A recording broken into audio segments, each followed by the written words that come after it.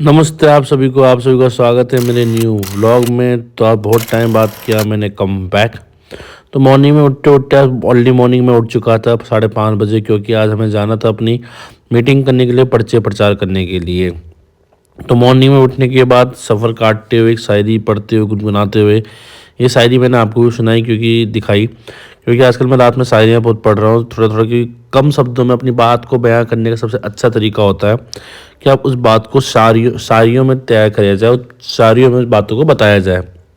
ऐसा मैंने किसी कवि के मुंह से सुना था। तो मॉर्निंग में उठ के मीटिंग होने के बाद मैं पहुंचा जिम, और जिम में हमारी थी मैंने बैक की एक्सरसाइज। तो अब बैक की एक्सरसाइज करने में बहुत ही कतई जहर मज़ा आ गया था। जिम करने का मैं वापस पहुंचा कार्यालय, क्योंकि भाई हार नहीं माननी, लगे रहना है। जब तक जीतना हारना वो हमारे हाथ में नहीं है, कर्म करना हमारे हाथ में। मैं कर्म करने में कहीं पीछे नहीं हटता। तो आज पर्चे आ चुके थे, 8,000 पर्चे हमारे पास।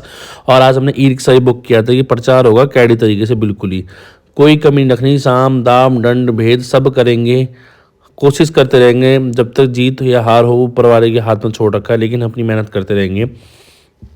तो ये सारा काम निपटाने के बाद मैं पहुंचा कोचिंग, और कोचिंग में आज बच्चे कमा रखे थे क्योंकि उनका बोर्ड चल रहा था। तो मैं कर रहा था टाइम पास।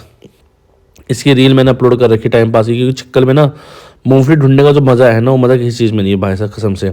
एकदम कतई मतलब टाइम पास हो जाता है, खाते खाते मूंगफली खाते खाते अच्छा खासा टाइम पास हो जाता है। उसके बाद मैं पहुंचा स्कूल, क्योंकि स्कूल में थी मेरी क्लास। तो बच्चे खेल रहे थे पार्क में, मैम भी बैठी थी साथ में, लेकिन मुझे बच्चों को खेलता देखना बहुत अच्छा लग रहा था। उन बच्चों को ध्यान देखो, कैमरा देखती क्या बोले, क्या देख रहे कैमरे में ऐसा। तो इतने बच्चे एक्साइटेड हो गए, सारे भगे भगे आने लग गए, इधर से उधर भागने लग गए। ये देख रही, अरे ये क्या हो गया।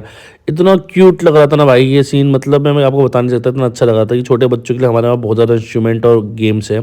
फिर एज यूजुअल मैं सबसे पहले पहुंचा रोबोटिक्स लैब में भी आकाश सर नहीं थे। तो ये दोनों बंदे कर रहे थे कांड। इन दोनों कांड को रोकने के चक्कर में मैं देख रहा था क्या कर रहे हैं, लेकिन कुछ बच्चे इनोवेटिव कर रहे थे, मोटर को रोटेट कर रहे थे। तो मैं कहा चलो कोई नहीं, करके दिखाओ। तो मुझे बता रहा सर ये ऐसे नहीं करेंगे। तो मैं कैसे करेंगे, सबसे पहले ग्लू गन से इसको अटैच करेंगे, अटैच करने के बाद ऑटोमेटिक फिट हो जाएगा।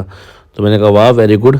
तो यही चीज़ हमारे बच्चे लर्निंग सीख रहे हैं। यही प्रैक्टिकल जब बच्चा खुद अपने हाथों से करता है ना, तो इम्प्रूवमेंट तभी होता है। ऐसे नहीं कि आपने खाली थ्योरी पढ़ा दी, नहीं, प्रैक्टिकल कराना बहुत ज़्यादा जरूरी होता है। प्रैक्टिकल से ही बच्चे में ज़्यादा ज़्यादा इंप्रूवमेंट होगा, और वो चीज़ होगी। ग्लू गन भी, ये भी, क्योंकि 90% हम थ्योरी पढ़ते हैं। थ्योरी से मैं नहीं मानता कि बच्चा उतना अच्छा कर पाता है। और छोटी छोटी चीज़ों पर ध्यान दिया जाता है। मैंने उनको टोका भी नहीं, मैंने कहा करोगे और से टीचर, तो नहीं करना, ख़राब हो जाएगा। नहीं यार करने दो, जब कोशिश करेगा बच्चा तभी तो सीखेगा, गलतियों से तो सीखेगा। और ये देखो ये रोटेट इसने कर दिया।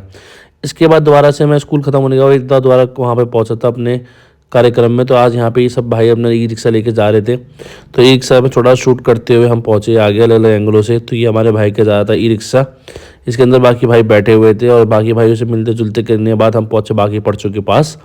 ये 8,000 और पर्चे आ चुके थे। मैंने कहा ना कमी नहीं रहेगी भाई, पूरा का पूरा एरिया ऑक्यूपाई करा जाएगा, इतने भारी मात्रा में होगा। तो ये पर्चे वर्चे डिस्ट्रीब्यूशन रात में करेंगे हम। इसके बाद हम पहुंचे कोचिंग। तो मैंने यहाँ देखा, मैं ब्यौरा कर रहा था कौन सी टीचर क्या क्लास ले जा रहा है। तो क्लास सर यहाँ पढ़ा रहे थे अपनी इंग्लिश की क्लास।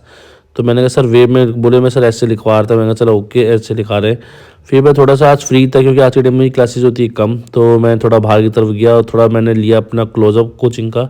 तो ये मेरे कोचिंग का क्लोजअप है, अक्सर अकेडमी ग्राउंड लगा मेन रोड पे है। तो जब भी आप पे टाइम हो विजिट जरूर करिए, और एक ट्रायल क्लास जरूर लीजिए। तो आज मैं अलग अलग एंगल से वीडियो बना रहा था, क्योंकि मुझे प्रचार में भी काम करना अपनी वीडियोस की।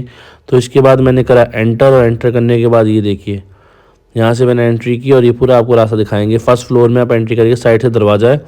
दरवाजे से एंट्री करने के बाद अगर आप फर्स्ट फ्लोर में आएंगे तो आपको हमारी क्लासेस दिखेगी। क्लासेस का डेकोरेशन और सिस्टम हमने बहुत अच्छे लेवल पे डेकोरेट कर रखा है चीज़ों को। तो वेलकम टू अक्सर अकेडमी, तो सबको वेलकम करते हुए उसके बाद मैं पहुंचा अनीसर की क्लास में। तो अनीसर बायोलॉजी पढ़ा रहे थे यहाँ पे। एज़ यूजुअल अनीसर का अलग ही टोरा है, हमारे साउथ इंडियन टीचर है बायोलॉजी के। इसके बाद मैं पहुंचा विप्लव सर की क्लास में। तो यहाँ पे मैथ की क्लास चल रही थी। तो मैथ की क्लास देखने के बाद कौन टीचर क्या कर रहा है, उसके बाद मैं पहुंचा केमिस्ट्री क्लास में। तो केमिस्ट्री में अनस सर इतने बिजी थे कि सर को पता भी नहीं चला मैं कब आ गया। तो सर का ध्यान नहीं था, बच्चे बोलने लगे, तब जाके सर ने पीछे बैक में देखा। और आज के लिए इतना ही, मिलते हैं नेक्स्ट व्लॉग।